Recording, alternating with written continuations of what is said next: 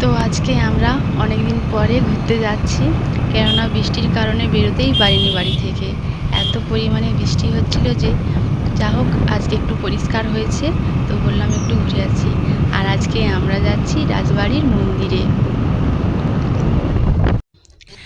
আর এই যে আমি এখন চলে এসেছি রাজবাড়ির গোপালজির মন্দিরে। আর এইটি অনেক দিনের পুরনো মন্দির। আর এখানে রাধাকৃষ্ণের মূর্তি আছে, আর এখানে বিয়েও দেওয়া হয়। এটি খুব সুন্দর লাগছে মন্দির, চারপাশে গাছপালা আছে, ফুল ফুটে আছে ফুল গাছে, আর রাস্তাঘাট খুব পরিষ্কার।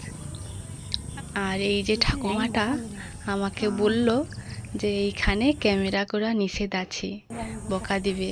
তো আমি আবার ফিরে যাচ্ছি। আমার পিছনে এই যে মন্দির, আমি এখন ফিরে যাচ্ছি। ক্যামেরা তো করতে দেবে না, আর তোমাদের দেখাতেও পারবো না।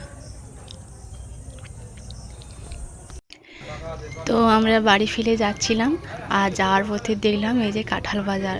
কত কাঁঠাল রয়েছে দেখুন, পাকাও আছে কাঁচাও আছে, সব রকমই কাঁঠাল আছে। আর আমরা কাঁঠাল বাজার থেকে বেরিয়ে এই বাজারে ঢুকে পড়েছি। এই দুধারে লাইন ধরে শাড়ি দোকান, ফল দোকান, জামা কাপড় দোকান বসে আছে। আর রাস্তায় প্রচণ্ড ভিড় রয়েছে। আমরা এই বাজার দিয়ে হেঁটে হেঁটে যাচ্ছি মাছ বাজারের দিকে, কি মাছ রয়েছে দেখার জন্য। আর এই যে আমরা মাছ দোকানে এসে গেছি, দেখুন পমফ্রেট মাছ, ভোলা মাছ, রুই, মৃগেল সব রকমই মাছ আছে। আর মাছগুলো কেটেও বিক্রি হয়, যে যতটা নেবে দিয়ে দিবে। আর এই যে এই পাশে আছে পটল মাছ আর নদীর বাটা মাছ, আর আছে কাতলা মাছ আর মৃগেল মাছ, আর নদী মাছের ডিমও বিক্রি হচ্ছে। আর এই পাশে আছে ভোলা মাছ, বোয়াল মাছ, আর আছে এগুলা কি মাছ? রুই মাছ। আর একটা মাছ কেটে বিক্রি হচ্ছে, আমি তার নাম জানি না। আমাদের মাছ কেনা হয়ে গেছে, তো আমরা এখন বাড়ি ফিরে যাচ্ছি।